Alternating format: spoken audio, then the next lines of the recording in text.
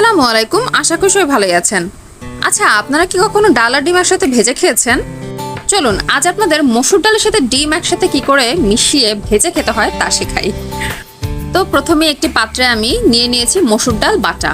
এখানে মসুর ডালটা আগে ভিজিয়ে রেখে বেটে নিতে হবে। তার সাথে দিয়ে দিয়েছি স্বাদ মতো লবণ, একটু হলুদ, একটু মরিচ গুঁড়ো, একটু জিরা গুঁড়ো এবং সাথে নিয়ে নিচ্ছি ডিম।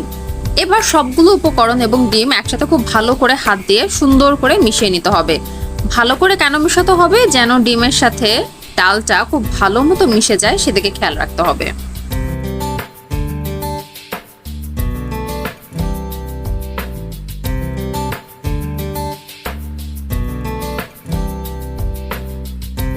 এবার একটা ফ্রাইং প্যান গরম করে তেল নিয়ে নেব। নর্মাল ডিম আমরা যেভাবে ভাজি ঠিক সেভাবে করেই সামান্য তেল দিয়ে নিয়ে আমরা ডিম এবং ডালের যে মিশ্রণটা অ্যাকচুয়ালি সেটা দিয়ে দেব।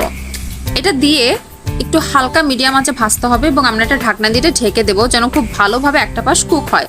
যেহেতু এর সাথে ডাল মেশানো আছে তাই এটা কুক হতে একটু সামান্য সময় লাগবে, এবং যদি আপনি বেশি আঁচে দিয়ে দেন একবারে তাহলে ডিমটা পুড়ে যাবে, ভালো মতো কুক হবে না। এরপর আমি আবার অপর সাইড দিয়ে একইভাবে ভেজে নিয়ে ডিমটা নামিয়ে ঠান্ডা হতে রেখে দেবো। এবার চলে আসি আমি আমার সেকেন্ড পার্টে। এখানেও আমি আবার একটি পাত্রে তেল গরম করে নিয়ে দিয়ে দেবো পেঁয়াজ বাটা, রসুন বাটা এবং আদা বাটা।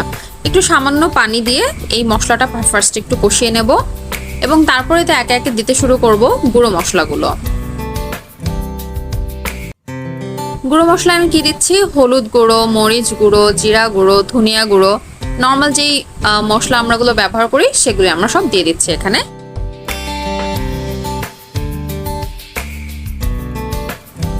এবার দিয়ে দেবো স্বাদ মতো লবণ এবং তারপর সব মশলাগুলো একসাথে একটু কষিয়ে নেব।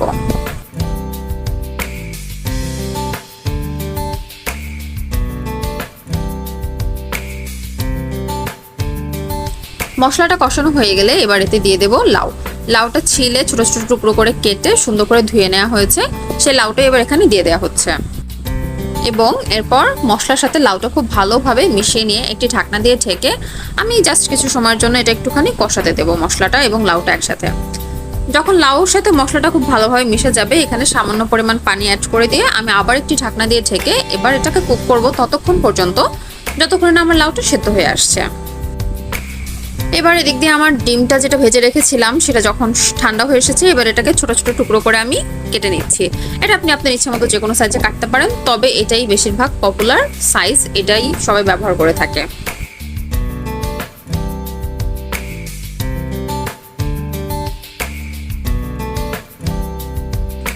আমার লাউ সিদ্ধ হতে খুব বেশি সময় লাগেনি। এটা সিদ্ধ হওয়ার ডিপেন্ড করে লাউয়ের উপরে, লাউটা কচি হয়, বুড়ো হয় এরকম বলে আম্মুরা, তো ওটা ডিপেন্ড করে লাউটা ভালো না খারাপ তার উপরে কতক্ষণে সেদ্ধ হবে। তো লাউটা যখন সেদ্ধ হয়ে এলো তারপর আমরা দিয়ে দিলাম এখানে ছাক বাটা 1 চামচ পরিমাণ। এটা ম্যান্ডেটরি না, এটা আপনারা চাইলে স্কিপ করতে পারেন, তবে দিলে ভালো স্বাদ আসে আর কি।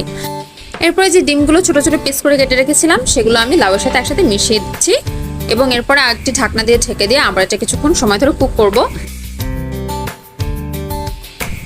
এবার এখানে আমি দিয়ে দেবো কিছু কাঁচামরিচগুলো আমি ফালি করে কেটে 3-4 পিস কাঁচামরিচ এখানে দিয়ে দিচ্ছি। এরপর দিয়ে দেবো কুচো করে কেটে রাখা ধনিয়া পাতা এবং মরিচ দিয়ে জাস্ট এর ফ্লেভারটা ছড়ানোর জন্য যতটুকু সময় লাগে তাই আমি একটু ঢাকনা দিয়ে ঢেকে এটা আর কিছুক্ষণ দমে হালকা আছে আর কি চুলায় এটা তরকারিটা রেখে দেবো। তো তৈরি হয়ে গেল আমার মজাদার রেসিপিটি। যারা এটা অলরেডি চেনেন এবং খেয়েছেন তারা জানেন এটা কতটা সুস্বাদু, এবং যারা এখনো খাননি তারা অবশ্যই এই প্রিপারেশনটা বাসায় তৈরি করে দেখবেন। অসাধারণ একটি রেসিপি, এবং এখানে তরকারিতে লাউয়ের পরিবর্তে আপনি পেঁপে দিয়েও খেতে পারেন। বাসায় অবশ্যই ট্রাই করে দেখবেন। ধন্যবাদ সবাইকে।